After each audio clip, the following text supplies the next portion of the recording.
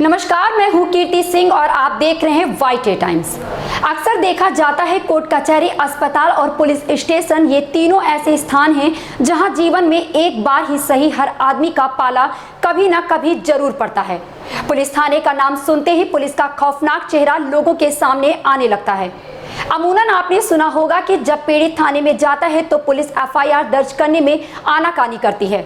कभी कभी ये भी सुनने में आता है पुलिस ने दबाव बनाकर एफआईआर बदल दी है।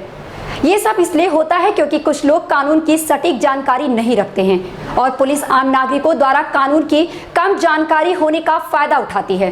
किसी भी अपराध की रिपोर्ट पुलिस को दर्ज करवाने के लिए जैसे ही आप थाने में जाते हैं तो आपको अपने साथ घटे अपराध की जानकारी देने को कहा जाता है। इसे अपराध का समय, स्थान, मौके की स्थिति इत्यादि की जानकारी पूछी जाती है।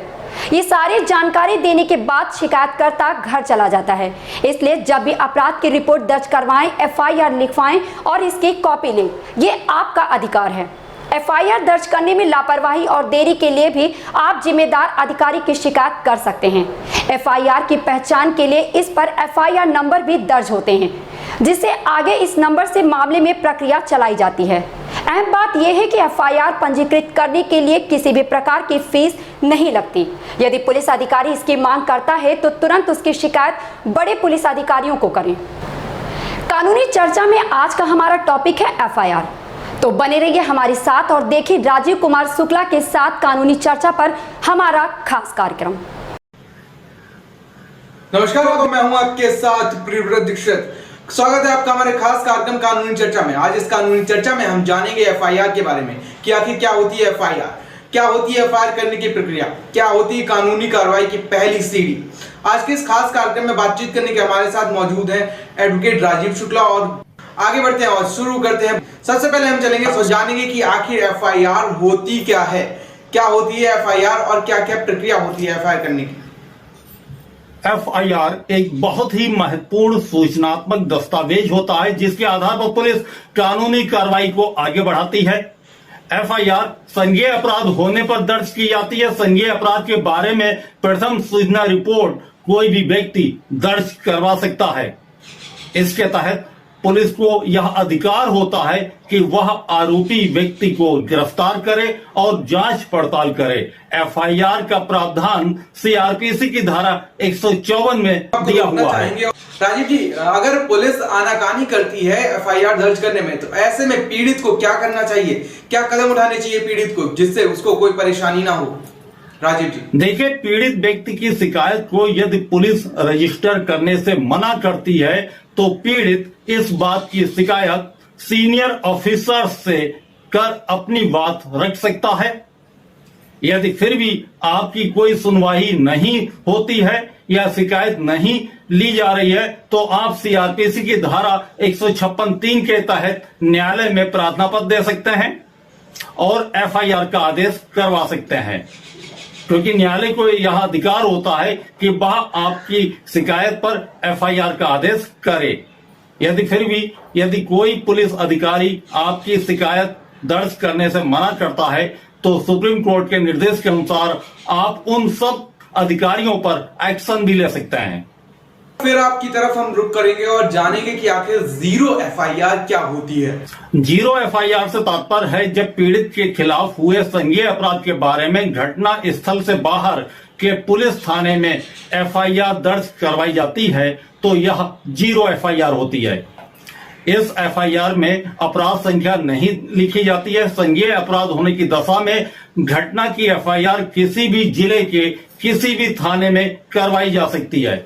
बाद में आपकी एफआईआर को संबंधित थाने में ट्रांसफर कर दिया जाता है। यह प्रावधान 2012 निर्भया कांड के बाद आया है। उससे पहले जीरो एफआईआर का प्रावधान अपने कानून में नहीं था, क्योंकि निर्भया केस के बाद देश भर में बड़े लेवल पर प्रोटेस्ट हुआ था। अपराधियों के खिलाफ सिटीजन सड़क पर उतरे थे। इसके बाद जस्टिस वर्मा कमेटी रिपोर्ट की रिकमेंडेशन के आधार पर एक्ट में नए प्रोविजन जोड़े गए और दिसंबर 2012 में हुए निर्भया केस के बाद new criminal law amendment act 2013 आया, जिसमें जीरो एफआईआर की बात कही गई। श्योर राजीव जी, अब हम आपसे जानना चाहते हैं कि आखिर एनसीआर क्या होती है। हमारे दर्शक जानना चाहते हैं कि एनसीआर जो होती है उसकी क्या प्रक्रिया होती है और आखिर क्या होती है एनसीआर।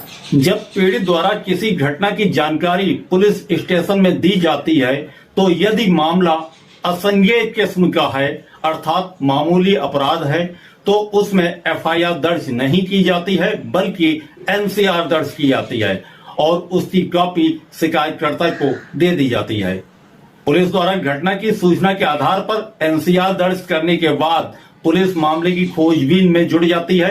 जांच और खोजबीन के आधार पर पुलिस उस घटना से संबंधित रिपोर्ट न्यायालय में पेश करती है। राजीव जी, आप हमारे साथ बने रहिए और जानेंगे कि संज्ञेय और असंज्ञेय अपराध क्या होता है और जानेंगे कि एनसीआर किन अपराधों में दर्ज होती है और एफआईआर किन अपराधों में दर्ज होती है। बहुत अच्छा सवाल पूछा आपने। देखिए, असंज्ञेय अपराधों के बारे में सीआरपीसी के सेक्शन 2C में बताया गया है। इसके अनुसार ऐसे अपराध जो गंभीर प्रकृति के होते हैं उन्हें संज्ञेय अपराधों की श्रेणी में रखा जाता है। ऐसे अपराधों की स्थिति में पुलिस आरोपी की गिरफ्तारी बिना वारंट के कर सकती है। उदाहरण के लिए यदि हम आपसे बताएं तो इसमें हत्या, आत्महत्या, बलात्कार जैसे गंभीर अपराध शामिल हैं। जबकि असंज्ञेय अपराधों की का जो प्रावधान है वो सीआरपीसी के सेक्शन 2L में दिया है। ये साधारण कम गंभीर अपराध होते हैं। इस प्रकार के अपराध की स्थिति में पुलिस आरोपी को गिरफ्तारी बिना वारंट के नहीं कर सकती। गिरफ्तारी के लिए न्यायिक मजिस्ट्रेट से वारंट जारी करवाना आवश्यक होता है। ऐसे मामले वो होते हैं जिसमें धार्मिक भावना आहत करना, जालसाजी, मानहानि आदि मामले शामिल होते हैं। पुलिस संज्ञेय मामले जो होते हैं तो उसमें एफआईआर दर्ज करती है। जब असंज्ञेय मामले की बात आती है तो पुलिस एनसीआर दर्ज करती है। यह था संज्ञेय और असंज्ञेय मामलों में छोटा सा फर्क।